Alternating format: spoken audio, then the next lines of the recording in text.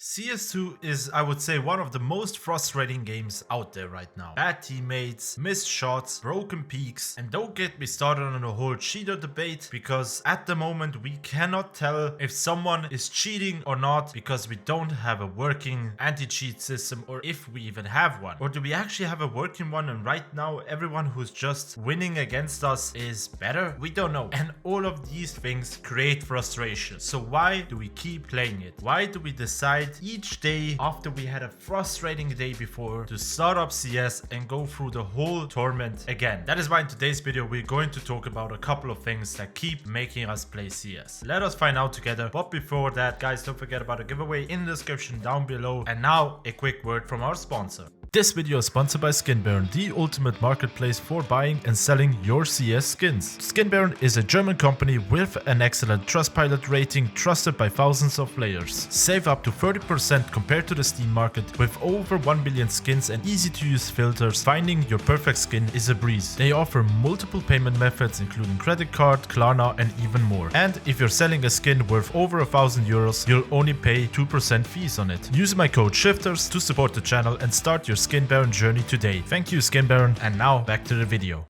So let us find out why we keep choosing to play CS even though we are very frustrated with the game and swear that this was the last time we played it. And for the first reason is that the gameplay loop of CS2 is designed to keep you hooked. CS2 is basically a high stakes casino for your ego. And on top of that, you also have the cases. Most rounds are going to be pain or nothing is going to be happening. You're just going to get shit on. But there are some rounds where you pull off that 1v3 clutch or even the play of your life, and all of that counters all of the bad negativity you felt for the game, and just because of a single round. Those times before where you just got white swung by an AK and one tapped, gone. You don't really remember that. At the end of the game, you will remember that one moment where the stars aligned and all of your skills created the perfect clip for YouTube. And the next reason is your teammates, or better to say your pre-mates, the one you normally play with. And sometimes, even though if you're playing solo queue, you will still find chill mates that are communicative and chill and coordinated. However, most likely you will play with your teammates, and they are a big factor because at the end of the day you all have a game that you commonly can play together. And try finding a game that everyone wants to play at the moment and break the habit. It's harder than it actually sounds like. Try doing that and getting back to the randoms you play with. Yes, as I said, sometimes you will have chill and coordinated teammates, but next game you have the most god-awful players where you ask yourself first, how did they even get in my elo? And the second question is, how are they able to eat and shit? How are they able to stay alive? But at the end of the game, you tell yourself, okay, those were shitty teammates, but next game I will get lucky and I will find those same mates again and everything will work out. But at the end of the day, each time you click that play now button, you are basically rolling the dice and hoping for the best. And for the next point, we have that habits are hard to break. At this point, I don't want to know how many hours you put into CS, but many of us have over 1,000 hours in the game. And at this point, it has become a habit to play CS. And at the end of the day, habits are hard to break. It's not because you're lazy or you lack the willpower, but because your brain is literally wired to keep doing what's familiar. And that is because habits are efficient and your brain loves that. When your brain has repeated a behavior enough times, it moves into like an autopilot zone. And in CS case, we all know that flow state we all want to achieve, where everything just works and you're completely focused on the game. And that is basically a part of that. And starting CS is basically tied to specific use. So for example, time of day, the emotion, the location, even the smell. You might be used. Hey, it's 8 o'clock. That's the time where I normally start the PC and start the game, and I have 2 hours to enjoy myself. So what is the game that you could have a great time? CS. You start it up and you hope for the best. And at the end of the day, you identify with the habit. You identified with CS. CS has been with you for a long time. You watched majors, you watched pro matches, and it has been a talking point in the community, in your friend circle, and your YouTube algorithm is filled with it. Hey, you wouldn't be watching a video of CS if you didn't find any interest in the game. So when you're trying to change that, it feels like you're losing a part of your identity, which your brain will fight. And with that said, guys, let me know down in the description below. Why would you say you cannot stop playing CS? Is it because of the grind? Is it because of the skins? Or is it for you just simply an addiction at this point? And yeah, with that said, don't forget to check out all of the relevant links down in the description below. And as always, don't forget to subscribe, like, and hit the notification bell if you want to see more content like this. And as always, I will see you on the next one.